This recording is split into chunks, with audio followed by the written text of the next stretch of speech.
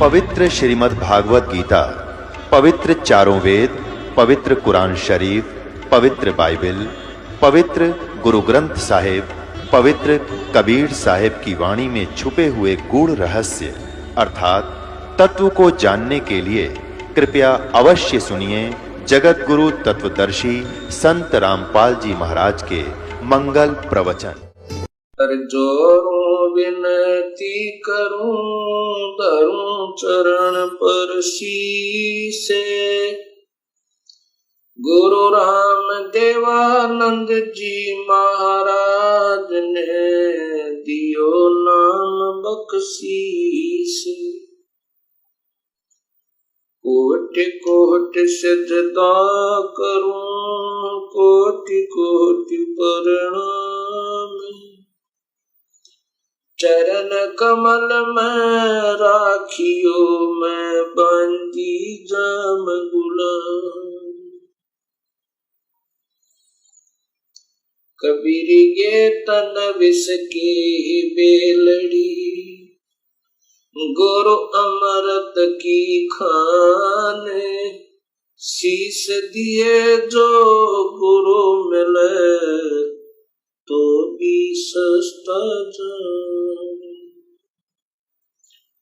सात दीप नौ खंड में गुरु से बड़ा ना कोई। करता करे न कर सके गुरु कर सो। ग्रीव नमो नमो सतपुरुष को नमस्कार गुरु कीन। सुर नर मुनि जन साधवा संतों सर्वस दीन। सतगुरु साहिब संत सब दंडवोतम प्रणामी। आगे पीछे मध्य हुए तिनको जा कुर्बानी। निराकार निर्वेशम काल जाल भयबंधनम। निर्लेपम निज निर्गुणम अकल अनूप बेसुंदरम। सोहम सुरत समापतम सकल समाना नीरतले। उज्ज्वल हिरंबरे हरदमम बेपरवाह था है वार पार नहीं मदतम। ग्रीब जो सुमर सिद्ध होई गणनायक गलताना। करो अनुग्रह सोई पारस पद परवाना। आज गणेश मनाऊं गणनायक देवन देवा। चरण कमल लौलाऊं आद अंत करूं सेवा। ब्रह्म शक्ति संगीतम रिद्धि सिद्धि दाता सोई। अवगत गुण अतीतम सतपुरुष निर्मोही। जगदम्बा जगदीशम मंगल रूप मुरारी। तन मन अर्पो शीसम भक्ति मुक्ति भंडारी। सुर नर मुनि जन ध्यावे ब्रह्मा विष्णु महेशा। शेष सहस मुख गावे पूज्य आदि गणेशा। इंद्र कुबेर सरीखा वरुण धर्म राय ध्यावे। समर्थ जीवन जी का मन इच्छा फल पावे। 33 कोटि आधारा ध्यावे शेष 88। उतर भव जल पारा कट है यम की फांसी। 33 कोटि आधारा ध्यावे शेष 88। उतर भव जल पारा कट है यम की फांसी।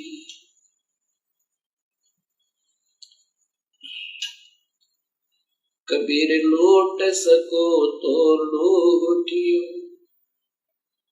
राम नाम की लोटी।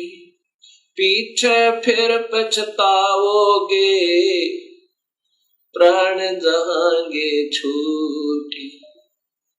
नहीं भरोसा देही का, विनस जावे क्षण माही।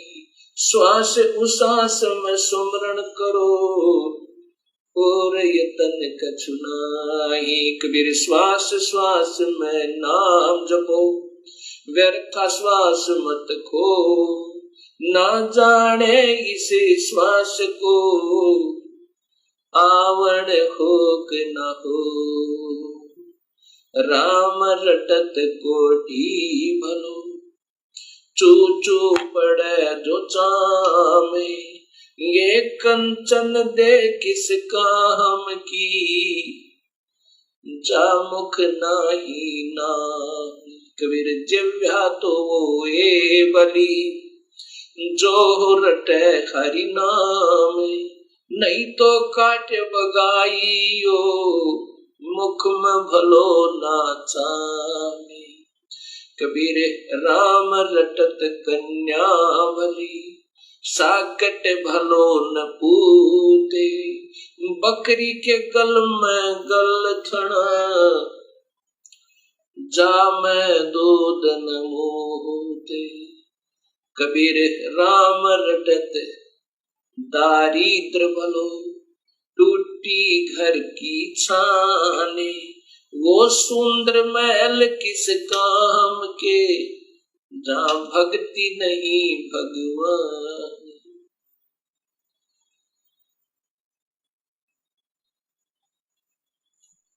परमपिता परमात्मा पूर्ण ब्रह्म भगवान कबीर साहिब की असीम कृपा से परिभाषा प्रभु की सर्वभक्त समाज के समक्ष पहुंची। इस सत्य ज्ञान को श्रवण करके तथा टीवी के ऊपर देखकर हजारों की संख्या में भक्त आत्माओं के श्रद्धा भरे पत्र तथा साथ में टेलीफोन के माध्यम से हमें उनके हृदय की पुकार, हृदय से की हुई प्रशंसा हमारे पास पहुंची। साथ में उनकी विनम्र शंकाएं भी आई। विनम्र भाव से उन्होंने प्रार्थना की कि जो आपने शास्त्रों के आधार पर यह सत्य ज्ञान समाज को दिया है, इसके लिए हम बहुत आभारी हैं। ऐसा स्वच्छ, ऐसा सत्य ज्ञान ये अभी तक कहाँ छुपा रहा, इसका कारण क्या रहा? ये हमारा दुर्भाग्य रहा कि अभी तक हमें ये सत्य ज्ञान नहीं पता चला, जबकि सभी शास्त्रों में और ज्यों का तो प्रमाण मिला। अब ऐसे भक्त आत्माओं की अगर शंकाओं का समाधान नहीं हो पाया तो इस शंका रूपी कांटा फिर इस भक्ति रूपी मार्ग में बाधक बन जाता है। इसके लिए सर्वप्रथम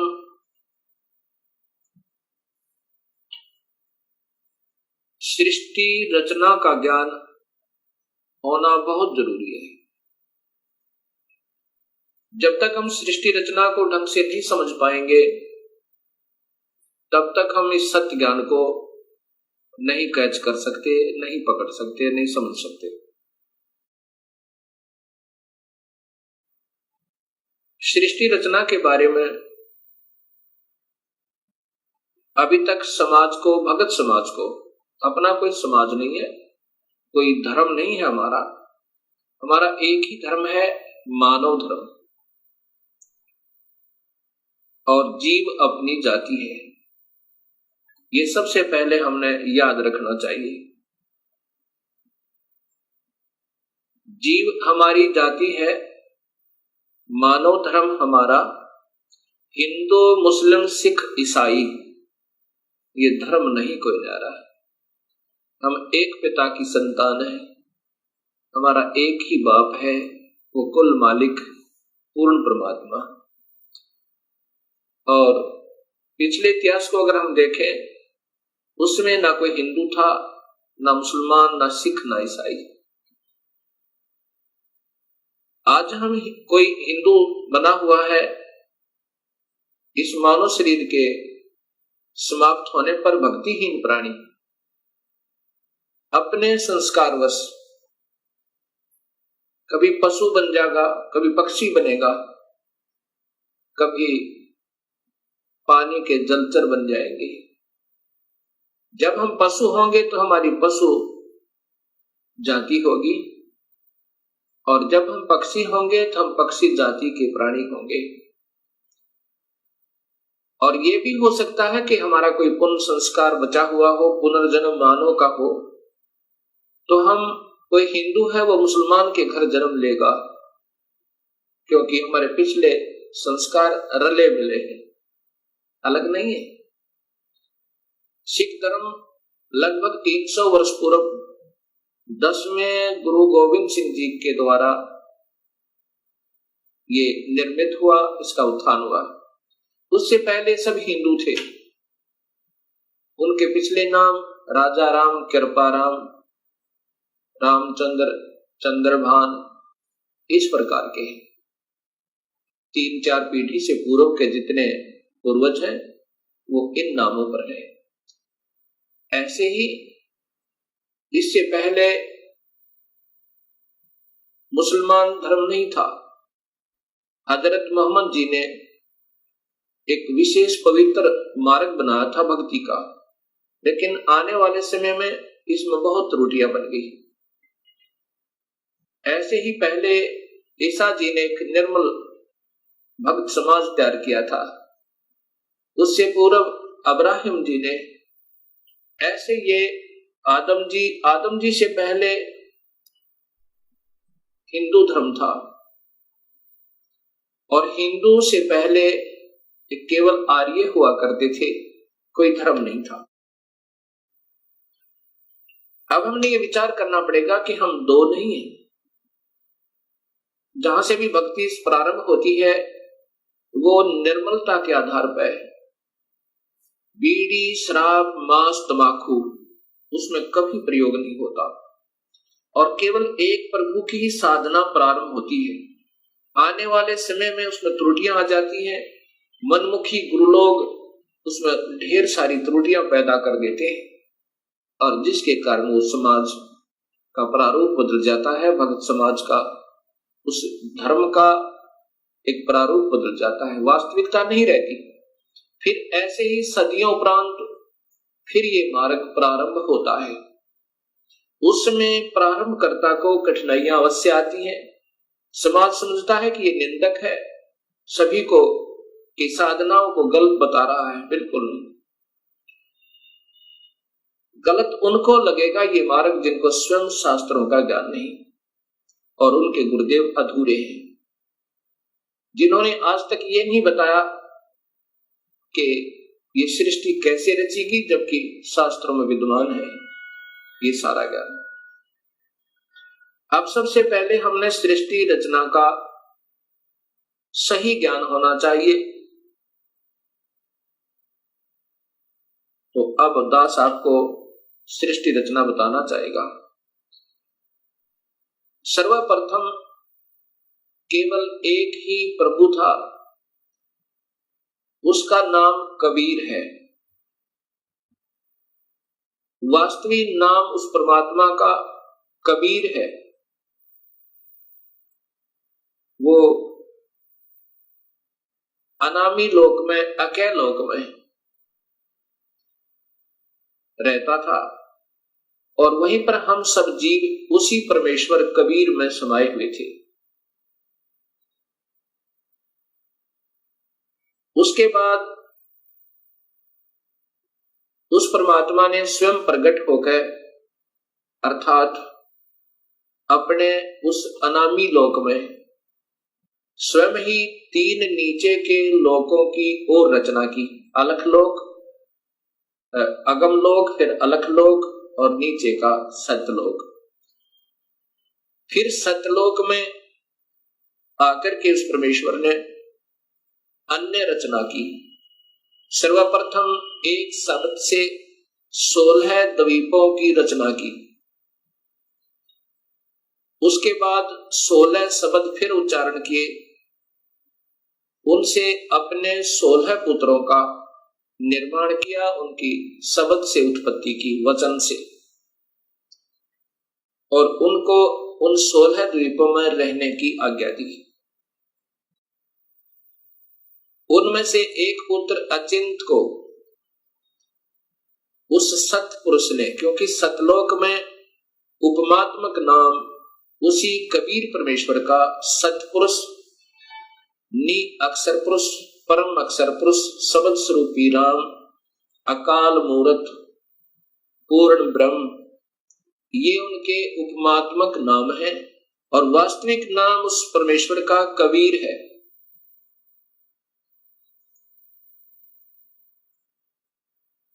सतलोक के अंदर सतपुरुष ने अपने पुत्र अचिंत से कहा कि आप यहाँ की अन्य सृष्टि रचना को करो मेरी शक्ति तक। अचिंत ने अपनी सब शक्ति से अक्षर पुरुष परब्रह्म की उत्पत्ति की और उससे कहा कि मेरा सहयोग दो यहाँ सतलोक में अन्य सृष्टि रचना करने का। अक्षर पुरुष अर्थात ये परब्रह्म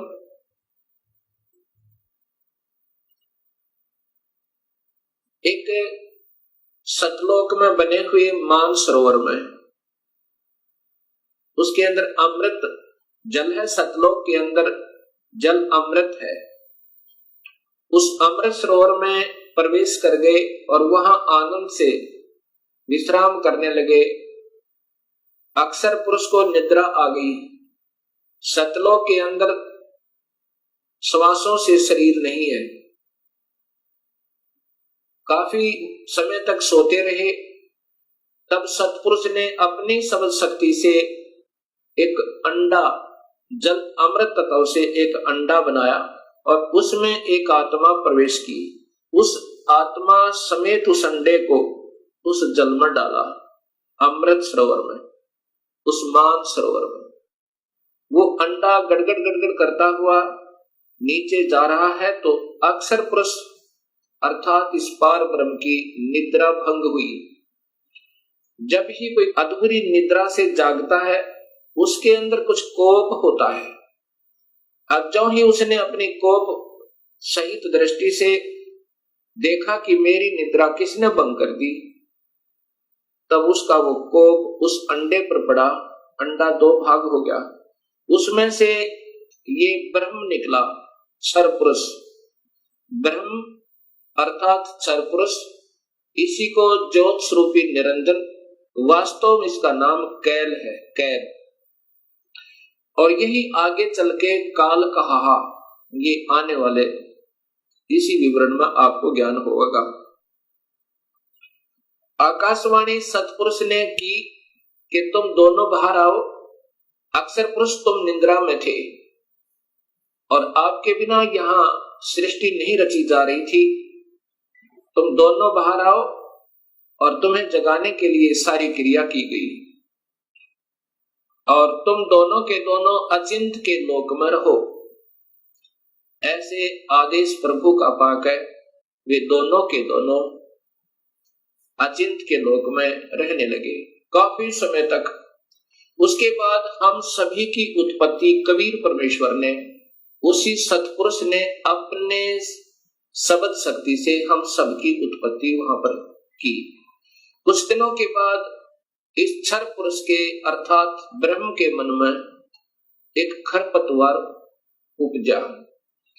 इसके मन में ये आया कि मैं अपना अलग से राज्य बनाऊं। मेरे अन्य भाई सब एक एक द्वीप में रहते हैं और हम दो यानी अचिंत और ब्रह्म और साथ में ये अक्षर पुरुष पर ब्रह्म भी, हम एक ही द्वीप में रह रहे हैं। मैं अपना अलग राज्य चाहूंगा। इस उद्देश्य से ब्रह्म ने क्षर पुरुष ने, ज्योत स्वरूपी निरंजन ने 70 युग तक अलग से एक पैर पर खड़ा होकर तपस्या की। जब ये तपस्या कर रहा था, हम ये सभी आत्माएं जो आज काल के लोक में दुख पा रहे हैं, चाहे आज कोई देव बना है, चाहे कोई महादेव बना है, चाहे आज कोई शूकर बना है, चाहे कोई गधा बना है, चाहे कोई राजा बना है, चाहे कोई रंक बना है, पशु या पक्षी बना हुआ है, ये सभी की सभी आत्माएं हम इस काल के ऊपर अर्थात इस ब्रह्म के ऊपर आसक्त हो गए। और यही बीमारी आज हमारे अंदर विद्यमान है, यही प्रक्रिया। जैसे ये नादान बच्चे किसी हीरो और हीरोइन को देखकर उसकी अदाओं के ऊपर इतने आसक्त हो जाते हैं कि वो अगर आसपास कहीं किसी शहर में वो हीरो, वो अभिनेता या अभिनेत्री आ जाए, लाखों की संख्या में उनके दर्शनार्थ भीड़ उमड़ जाए और लेना एक न देने दो, कुछ मिलना नहीं उसे। ऐसी हमारी वृत्ति वहां बिगड़ी थी सत्यलोक में। हम वहां रहा करते थे अपने पिता के पास, कोई दुख नहीं था, कोई मृत्यु नहीं थी, हमारे परिवार थे, हम प्यार से रहा करते थे। लेकिन वहां हम अपने पतिव्रता पद से गिर गए, अपने मूल मालिक उस पूर्ण ब्रह्म जो सर्व सुखदायी सदा सहाय आत्मा का आधार वास्तव में भगवान है, जो जीव को दुखी नहीं करता, जन्म मरण के कष्ट में नहीं डालता, कुत्ते और गधे नहीं बनाता, उसको छोड़कर और हम इस काल यानी ब्रह्म के ऊपर आसक्त हो गए। जब इसने 70 युग तप कर लिया, तब पूर्ण परमात्मा ने, पूर्ण ब्रह्म ने, सतपुरुष ने पूछा भी क्या चाहता है तू कैल क्या चाहता है, ब्रह्म तू क्या चाहता है। तब इस ज्योत स्वरूपी निरंजन ने कहा कि पिताजी, ये स्थान जहां मैं रह रहा हूं ये कम है, मुझे अलग से राज्य दो। तब उस पूर्ण ब्रह्म ने इस ब्रह्म के तप के बदले में 21 ब्रह्मांड प्रदान कर दिए, जैसे 21 प्लॉट दे देवे कोई साहूकार पिता अपने पुत्र को। 21 ब्रह्मांडों को पाकर ये ज्योत निरंजन बड़ा प्रसन्न हुआ। कुछ दिनों के बाद इसके मन में आया कि इसमें कोई अन्य रचना करूं, उसके लिए कुछ सामान पिताजी से मांगू। इसने 70 युग तप फिर किया। तब सतपुरुष ने पूछा कि आप क्या चाहते हो, आपको 21 ब्रह्मांड प्रदान कर दिए। तब इस ब्रह्म ने कहा कि पिताजी, इसमें कुछ रचना करना चाहता हूं, कृपा रचना करने की सामग्री दीजिए। सतपुरुष ने इस ब्रह्म को 5 तत्व और 3 गुण प्रदान कर दिए। इसके बाद इसने सोचा कि ब्रह्म ने सोचा कि इसमें जीव भी हो, मेरा अकेले का मन नहीं लगता। इस उद्देश्य से 64 युग तप फिर किया। तब सतपुरुष ने पूछा कि क्या चाहता है ज्योत निरंजन, अब तो तुझे मैंने जो मांगा सो दे दिया। तब ब्रह्म ने कहा पिताजी, कृपा मुझे जीव प्रदान करो, मेरा अकेले का दिल नहीं लगता है। उस समय पूर्ण ब्रह्म सतपुरुष कबीर परमेश्वर ने कहा कि ज्योत निरंजन, तेरे तप के बदले में राज्य दे सकता हूं और ब्रह्मांड चाहिए वो दे सकता हूं, परंतु ये अपनी प्यारी आत्मा, अपना अंश नहीं दूंगा तुझे।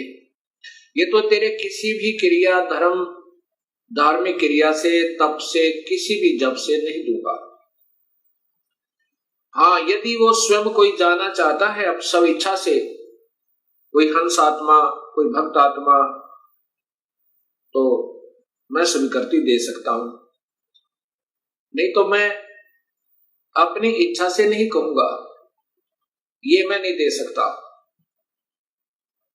इस बात को सुनकर ये ब्रह्मक्षर पुरुष ज्योत स्वरूपी निरंजन अर्थात जो भविष्य में फिर काल कहलाया, हमारे पास आया। आज हम जितने भी ये दुखी आत्मा इस काल के 21 ब्रह्मांड में पीड़ित हैं, हमारे पास ये ब्रह्म आया और हमसे कहा कि मैं वहां अलग से ब्रह्मांड लिए हैं मेरे पिताजी से अपने तप के बदले में। वहां ऐसे स्वर्ग बनाऊंगा, महास्वर्ग बनाऊंगा और ऐसे दूधों की नदी बहाऊंगा, झरने बनाऊंगा। क्या आप मेरे साथ चलना चाहते हो? तब हम सभी ने जो यहां काल के 21 ब्रह्मांडों में पीड़ित हैं, कहा कि यदि पिताजी हमें आज्ञा दें तो हम चलने को तैयार हैं। इस बात को सुनकर ज्योत स्वरूपी निरंजन कबीर परमात्मा के पास आया और उससे कहा कि पिताजी कुछ आत्माएं हमारे साथ चलने को तैयार हैं। सतपुरुष से कहा इस काल ने ब्रह्म ने कि पिताजी कुछ आत्माएं मेरे साथ चलने को तैयार हैं, उन्होंने सहमति दी है। तब पूर्ण परमात्मा सतपुरुष अर्थात कबीर देव ने, कबीर साहिब ने कहा कि यदि वो मेरे सामने स्वीकृति देंगी, जितनी भी आत्माएं हैं जो तेरे साथ जाना चाहते हैं, तो मैं उनको आज्ञा दे दूंगा। ऐसा कहकर के सतपुरुष हम सभी आत्माओं के पास आया जो आज काल के लोक में कैद में बंद हैं। सतपुरुष ने, उस अकाल मूर्त ने, शब्द स्वरूपी राम ने हमसे पूछा कि जो आत्मा इस ब्रह्म के साथ जाना चाहती हैं वो अपनी सहमति व्यक्त करें। उस समय हम सभी घबरा गए और नहीं हिम्मत पड़ी अपने पिता के सामने स्वीकृति देने की। उस समय एक आत्मा ने सर्वप्रथम हिम्मत किया, डेयर किया और कहा कि पिताजी मैं इस ब्रह्म के साथ जाना चाहता हूं। उसकी देखा देखी फिर हम सभी ने स्वीकृति दे दी।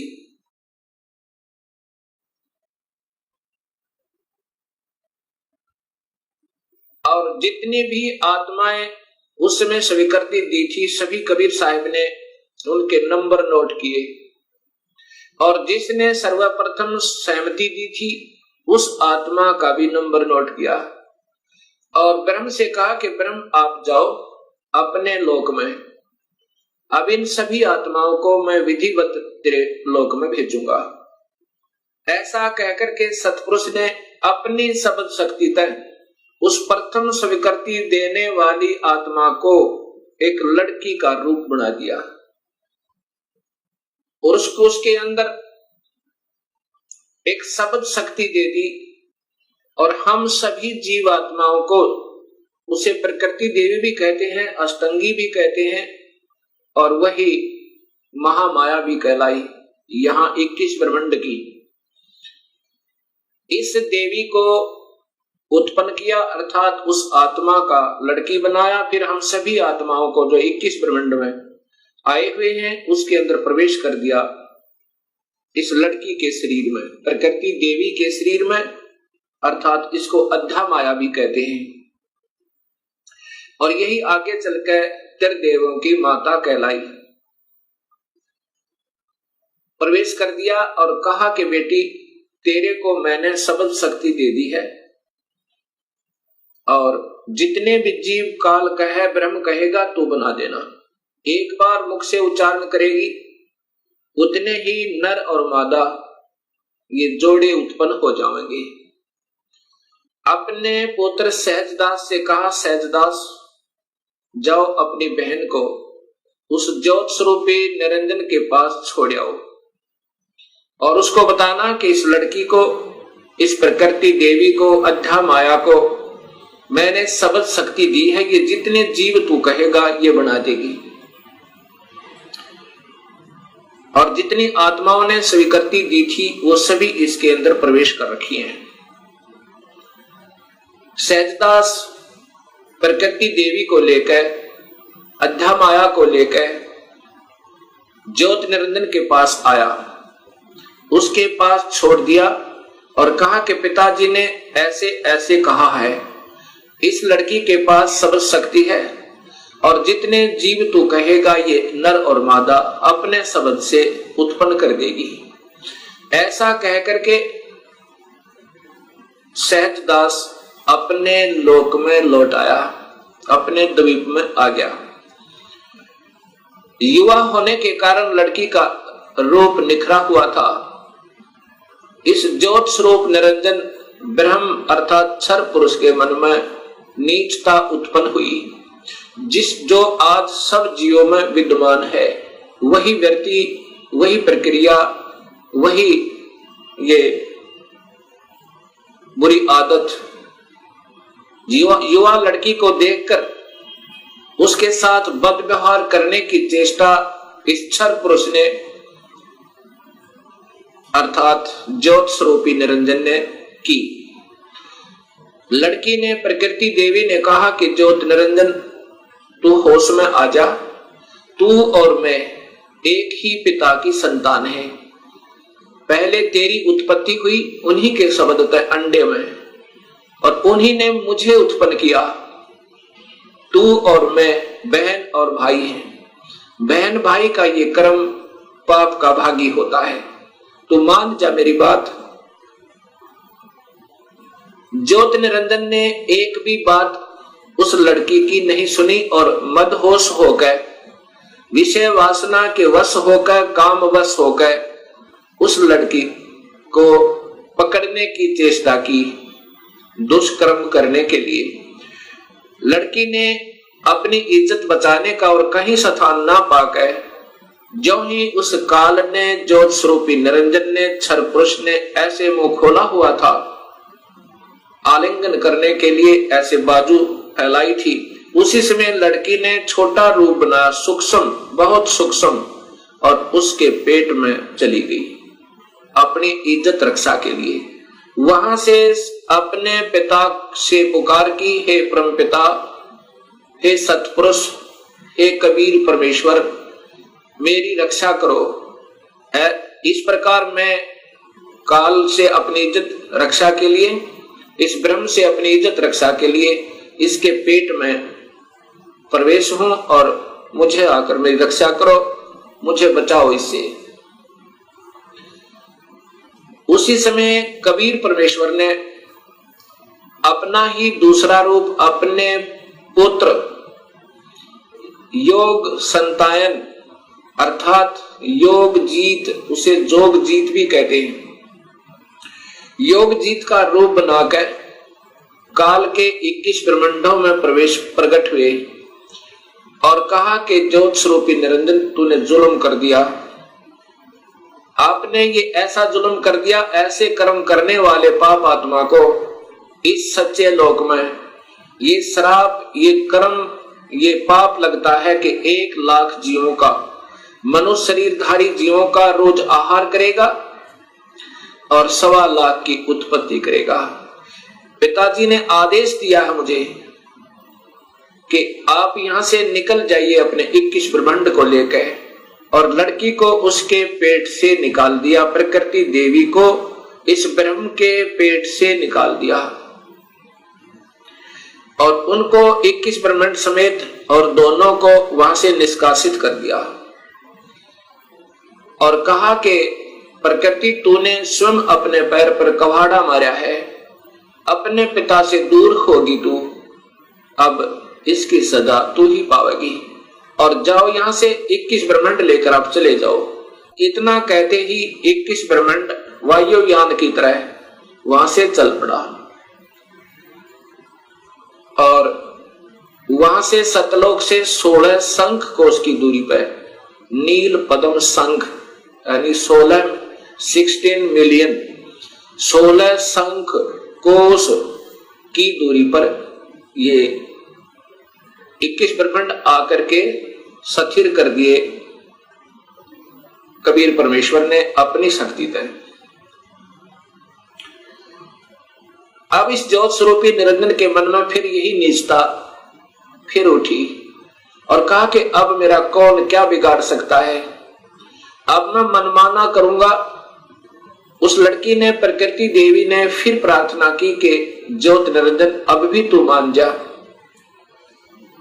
पहले तो आप और मैं एक ही पिता की संतान हैं और दूसरे मैं तेरे पेट से होकर आई हूं। ये कर्म अब मैं तेरी बेटी बन गई। प्रथम तो बहन और भाई का ये पाप कर्म महापाप का कारण, और दूसरे मैं तेरी बेटी हुई आपके पेट में होकर आई, और बाप बेटी का ये जुल्म अच्छा नहीं। मान जा मेरी बात, मेरे पास सब शक्ति है पिताजी की दी हुई, और जितने जीव तू कहेगा मैं बना दूंगी।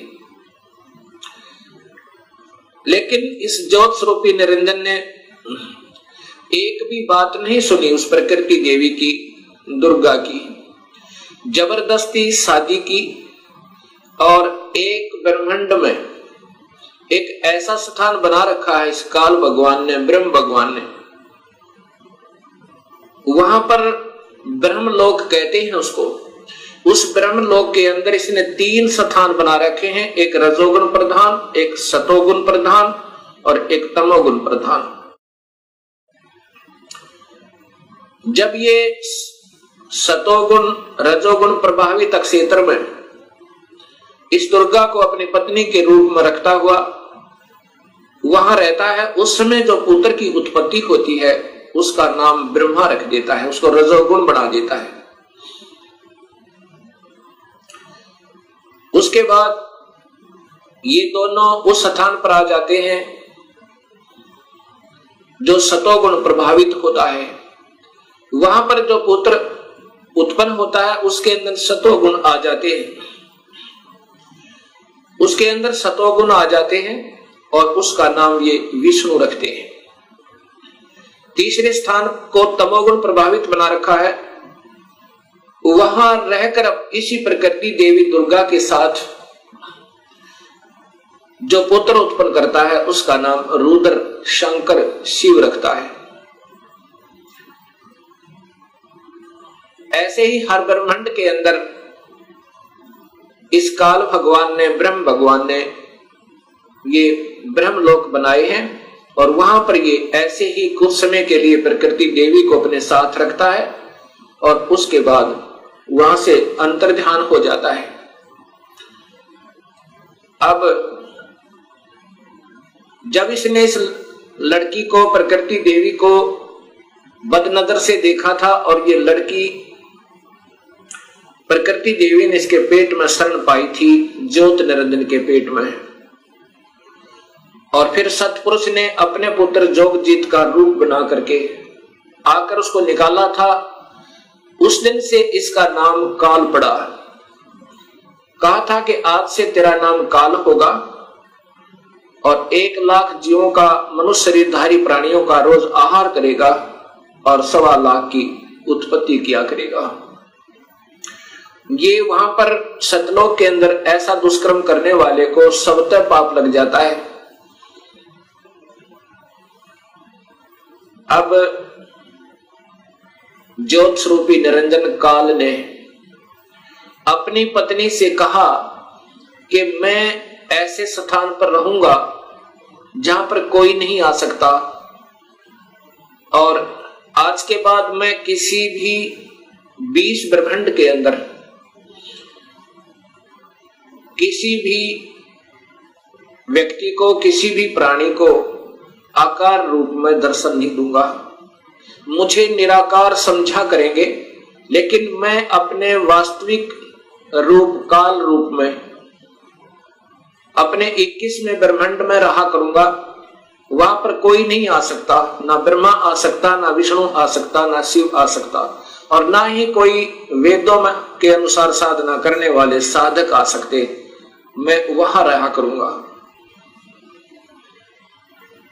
और सर्व कार्य मैं गुप्त रूप से किया करूंगा। तब प्रकृति देवी ने कहा कि निरंजन मैं तेरे वश होगी, अब कुछ भी नाच नचा। इतने बड़े ब्रह्मांडों को, इन 20 ब्रह्मांडों को मैं कैसे चलाऊंगी एक स्त्री की जाति, और तू मुझे छोड़कर जा रहा है, कहता मैं आज के बाद किसी को दर्शन नहीं दूंगा। तब ज्योत स्वरूप निरंजन अर्थात इस काल भगवान ने, ब्रह्म ने कहा कि प्रकृति चिंता ना करे, जो कुछ भी करूंगा वो मैं ही करूंगा, तुम तो निमित्त मात्र होगे, और ये बच्चे ब्रह्मा विष्णु महेश ये भी केवल निमित्त होंगे, इन सब का रिमोट मेरे पास होगा, सब कार्य मैं करवाऊंगा, तू चिंता मत कर। और जब ये बच्चे थोड़े से सियाने हों, इनको अचेत कर देना, जब ये बाल अवस्था से ऊपर उठे इनको अचेत कर देना, और मेरा भेद मत बताना, ये समझ लेना ध्यान से, अगर मेरा भेद तूने इनको बताया तो मेरे से बुरा नहीं होगा। ऐसे उसको डरा धमका दिया। इस प्रकार ये काल उसके बाद निराकार कहलाता है, लेकिन ये आकार में अपने उस काल लोक में विद्यमान रहता है। जब ये बच्चे ब्रह्मा विष्णु महेश सियाने हुए, तब तक इनको अचेत रखा गया। जब ये सियाने हुए, उसमें ब्रह्मा को कमल के फूल पे, विष्णु को शेष सैया पे, और शिव को एक कैलाश पर्वत पे इनको बेहोश रखा हुआ था, और फिर वहां पर सचेत कर दिया। सबसे पहले ब्रह्मा को कमल के फूल पे इसी स्वयं ब्रह्म ने, काल ने अपने ही नाभि से एक कमल प्रकट किया। वो महाविष्णु, महाब्रह्मा, महाशिव रूप में, 3 रूप में ब्रह्मलोक में रहता है, हर ब्रह्मांड के अंदर। उस समय ब्रह्मा को उस कमल के फूल पर रख दिया। ब्रह्मा को ये नहीं मालूम कि मैं कहां से उत्पन्न हुआ, कौन मेरा माँ है, कौन मेरे पिता है। उसके बाद आकाशवाणी हुई कि तुम तप करो।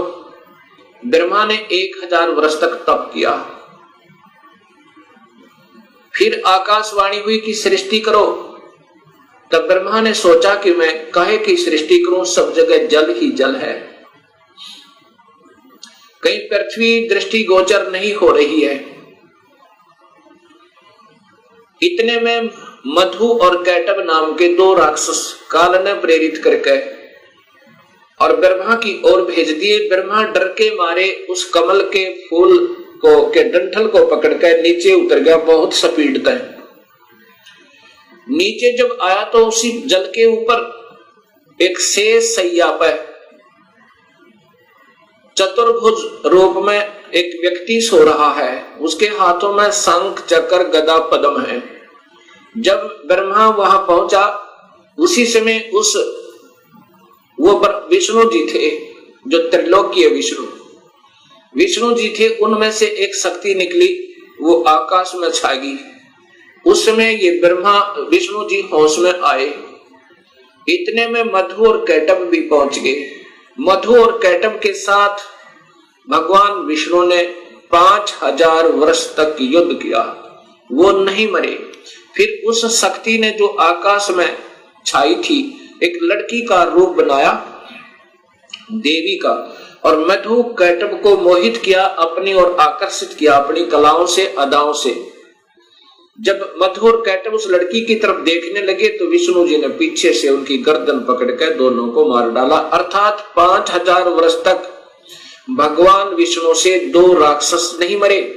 वो भी तब मरे जब उस माता ने सहयोग दिया, उनको अट्रैक्ट कर लिया, आसक्त कर लिया। इससे 2 बातें सिद्ध होती हैं कि ये समर्थ नहीं है। जब 5000 वर्ष तक 2 राक्षस नहीं मर पाए भगवान विष्णु से, तब ब्रह्मा जी और विष्णु दो थे। इतने में रुद्र अर्थात ये शिव भी वहीं प्रकट हो गया। ब्रह्मा जी देवी भागवत महापुराण में बताता है कि फिर हम तीन हो गए, ब्रह्मा विष्णु और शिव। तब देवी ने कहा कि तुम तीनों देवता अपने अपने कार्य को ध्यान से सुनो और उस पर संलग्न हो जाओ। ब्रह्मा जीवों की उत्पत्ति करवावे, उनको रजोगुण प्रभावित करके, ये केवल इतने ही ब्रह्मा हैं। और विष्णु फिर इनके आपस में सतिथि बनाए रखा है, मोह ममता में फंसाए रखा है, ये विष्णु जी की ड्यूटी है। और शिव की ड्यूटी है कि ये संहार करे। तब इन तीनों ने कहा कि हे माई, हे देवी, कहीं पर पृथ्वी नजर नहीं आ रही है और पृथ्वी के बिना प्राणियों की सृष्टि स्थिति और संहार असंभव है। तब वो देवी मुस्काई और कहा कि तुम, इतने में एक विमान आया और कहा कि तुम तीनों के तीनों इस विमान में बैठो और चिंता मत करना, घबराइयो मत। उस समय ये तीनों के तीनों ब्रह्मा विष्णु महेश विमान में प्रवेश कर गए। विमान मन की गति से चला, बहुत तीव्र गति था। कहां पहुंचा? ब्रह्मलोक में पहुंचा, जहां पर ये काल भगवान तीन रूपों में रहता है, जहां इनकी उत्पत्ति की जाती है, ब्रह्मा विष्णु महेश की।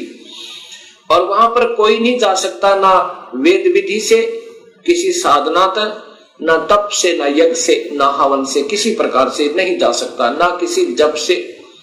वहां पर तो ये अपनी कृपा से ही ले जा सकता है, ये काल भगवान सोचल सिद्ध करके।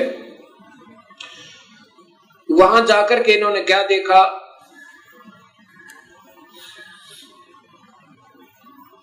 एक इंद्र देखा वहां पे, क्योंकि वो महास्वर्ग के अंदर एक महा इंद्र है। उसके बाद फिर आगे विमान गया, वहां एक ब्रह्मा देखा। जब दूसरा ब्रह्मा देखा तो शिव और विष्णु ब्रह्मा जी से पूछने लगे कि हे चतुरानन, ये दूसरा ब्रह्मा कौन है?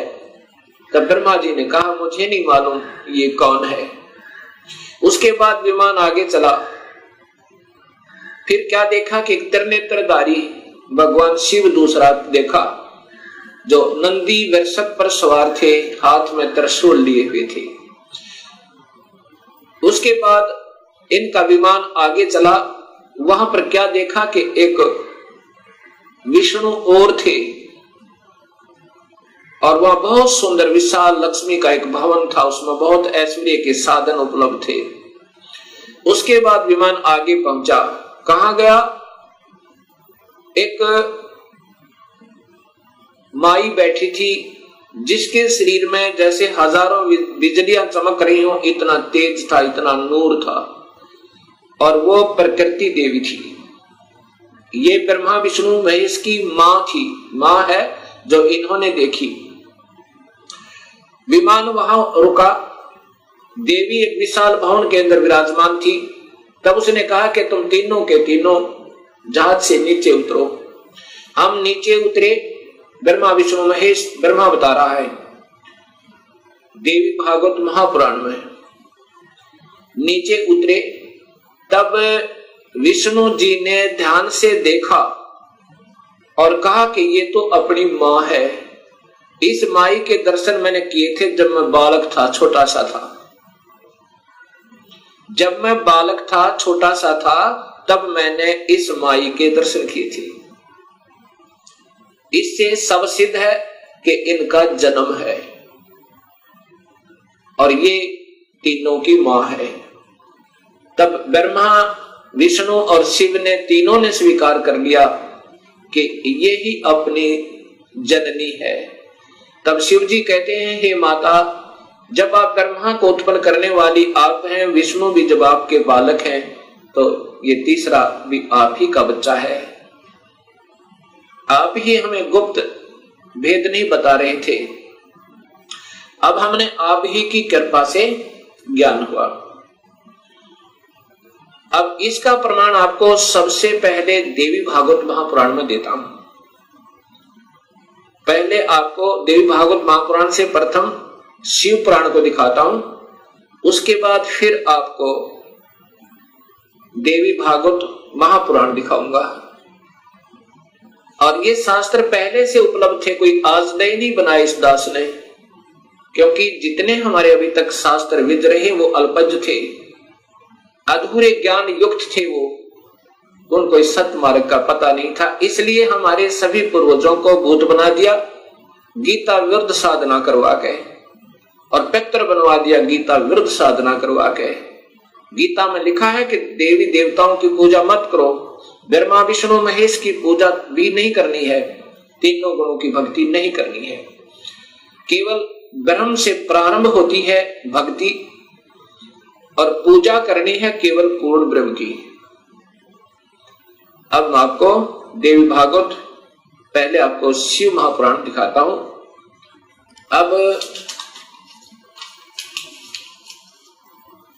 अब देखिएगा भक्तात्माओं, ये शिव महापुराण, ये शिव महापुराण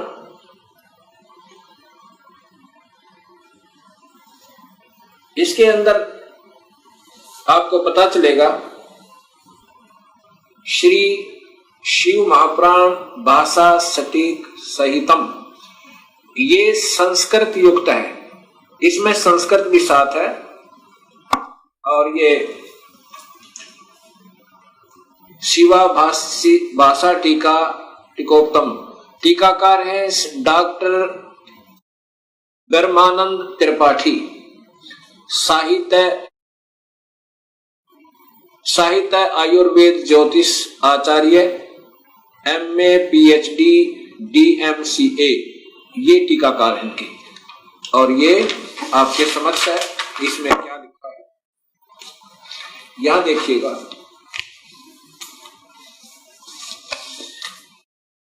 यहां से पढ़िएगा, ये संस्कृत है और ये हिंदी आपको दिखाना चाहूंगा। प्रलय काल में मुनिवर, प्रलय काल में भी शिव पार्वती का कभी वियोग ना होने के कारण ही काशी को अविमुक्त अक्षेत्र कहते हैं। प्राचीन काल में शिवजी ने इस अक्षेत्र का नाम पहले नंदनवन और बाद में अविमुक्त रखा था। हे देवर्षि नारद, आनंद वन में रमण करते हुए शिव पार्वती के मन में इच्छा हुई कि किसी दूसरे पुरुष का निर्माण किया जाए, जिसके ऊपर अपने इस महासागर को डालकर हम दोनों स्वच्छंद होकर वैराग्य धारण कर केवल काशीपुरी में निवास कर सकें। वही सदा सब कुछ करे, वही रक्षा करे और अंत में मेरे अनुग्रह से वही सृष्टि का संवरण भी करे। चिंता रूपी लहरों से चलायमान चिंता रूपी समुद्र को बटोर कर रजोगुण रूपी विदुम से विस्तृत करे। अब यहां देखिएगा, ये ना अपने हिसाब से लगा रखिएगा। ऐसे विचार कर उस सर्वव्यापक भगवान ने उस पराशक्ति के 10वें अंग, ये 10वां अंग देखिएगा, ये ध्यान रखना, 10वें अंग अर्थात योनि में सुधार रूपी आवास का प्रयोग किया। ये दिखाना चाहते हैं आपको कि ये कहना क्या चाहते हैं हम। तब उससे तीनों लोकों में सुंदर एक पुरुष प्रकट हुआ, जो शांत एवं सतोगुण से युक्त था, गंभीरता में समुद्र के सम्मान तथा अक्षमावान था। हे मुनि, वह पुरुष इंद्र लक्ष्मणी के सदृश कांति वाला, अर्थात ये था कौन, ये देखिएगा नीचे। शिवजी ने कहा, उस जो पुत्र उत्पन्न हुआ उसको कहा, सर्वव्यापक होने से तुम्हारा विष्णु यह प्रसिद्ध नाम होगा। ये देखिए ध्यान तक, फिर देखिए सर्वव्यापक होने से, सर्वव्यापक होने से शिव ने कहा, शिव जी ने कहा सर्वव्यापक होने से के कारण तुम्हारा विष्णु यह प्रसिद्ध नाम होगा। अब इससे सिद्ध हो गया कि शिव जी से विष्णु की उत्पत्ति। एक बार फिर लीजिए,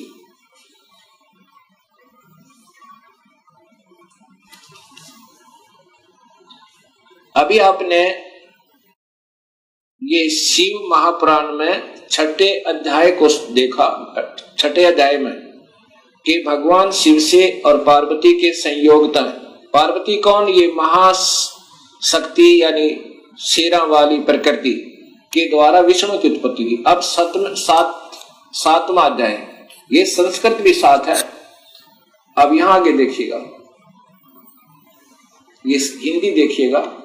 ब्रह्मा जी ने कहा कि विष्णु भगवान के शयन करने के बाद उनकी नाभि से एकाएक बहुत बड़ा कमल पुरुष उत्पन्न हुआ, कमल पुष्प।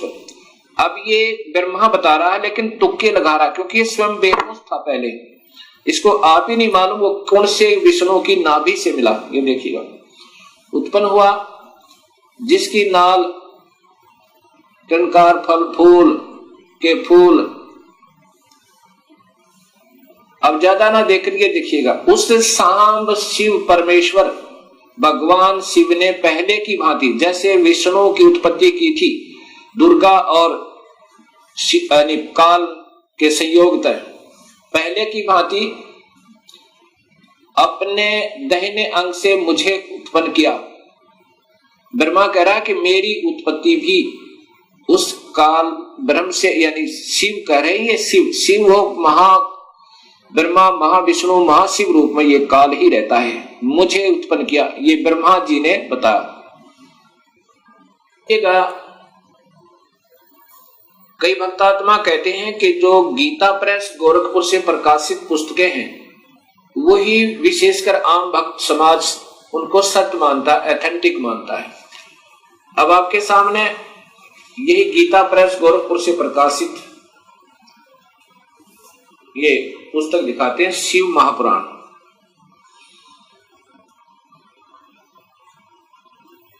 संक्षिप्त शिव महापुराण, और ये नीचे गीता प्रेस गोरखपुर से, और इसके छठे अध्याय में फिर यही प्रमाण है।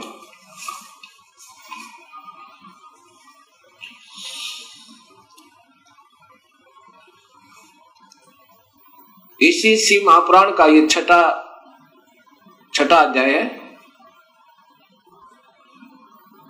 ये शिव महापुराण अध्याय नंबर 6, उसके बीच से सुना रहा हूं, आप इसको खरीद कर देख भी सकते हो। जिस परब्रह्म के विषय में ज्ञान और अज्ञान पूर्ण उक्तियों द्वारा इस प्रकार ऊपर बताए अनुसार विकल्प किए जाते हैं, उसने कुछ काल के बाद सृष्टि का समय आने पर द्वितीय की इच्छा प्रकट की। उसके भीतर एक से अनेक होने का संकल्प उदित हुआ। तब उस निराकार परमात्मा ने अपनी लीला शक्ति से अपने लिए मूर्ति आकार की कल्पना की। वह मूर्ति संपूर्ण ऐश्वर्य गुणों से संपन्न, सर्वज्ञानी, ज्ञानमयी, शुभ स्वरूपा, सर्वव्यापिनी, सर्वरूपा, सर्वदर्शनी, सर्वकारिणी, सबके एकमात्र वंदनीय, सर्वदा सब कुछ देने वाली और संपूर्ण संस्कृतियों का केंद्र थी। उस शुद्ध रूपणी ईश्वरीय मूर्ति की कल्पना करके वह अद्वितीय, अनादि, अनंत, सर्व प्रकाशक, चिंत, सर्वव्यापी और अविनाशी परब्रह्म अंतर्हित हो गया। ये काल की कलाएं हैं सारी, और ये अनजान लेखक जिनको कुछ ज्ञान नहीं, इस काल को ही सब उपमा दे रहे हैं उस पूर्ण ब्रह्म के तुल्य जो मूर्ति रहित परम ब्रह्म है। अब यहाँ मूर्ति हो गया और फिर मूर्ति रहित भी है। अब ये काल की ही कला है, वो क्या बन गया? शिव रूप में आ गया। उसकी मूर्ति यहां देखो, चिंतमय आकार भगवान सदाशिव है। ये काल ही निराकार है, और यही फिर महाशिव, महाविष्णु और महाब्रह्मा के रूप में ये सब कलाएं करता है। अर्वाचीन और प्राचीन विद्वान इसी को ईश्वर कहते हैं। जितना जिनको ज्ञान है इस काल को ही ये ईश्वर कहते। उस समय एकाकी रहकर स्वेच्छानुसार विहार करने वाले उन सदाशिव ने अपने विग्रह से स्वयं एक स्वरूप भूता शक्ति की सृष्टि की, अर्थात वह देवी इसी के शरीर से निकली, वो निकाली थी पूर्ण परमात्मा ने, जो इसके पेट में शरण ले ली थी, कि जो उनके अपने श्री अंग से कभी अलग होने वाली नहीं थी। उस पराशक्ति को प्रधान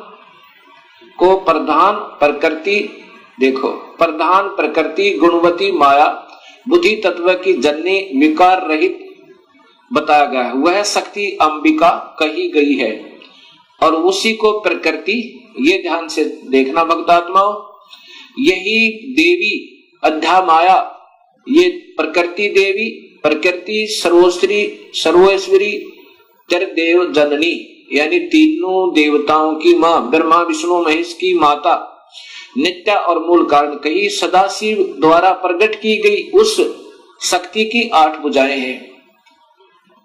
अब ये शब्द ही स्पष्ट हो गया कि यही प्रकृति देवी ब्रह्मा विष्णु महेश की माता है। और इसी में फिर आगे आता है कि ब्रह्मा और विष्णु की उत्पत्ति शिव से हुई, ये महाशिव काल है।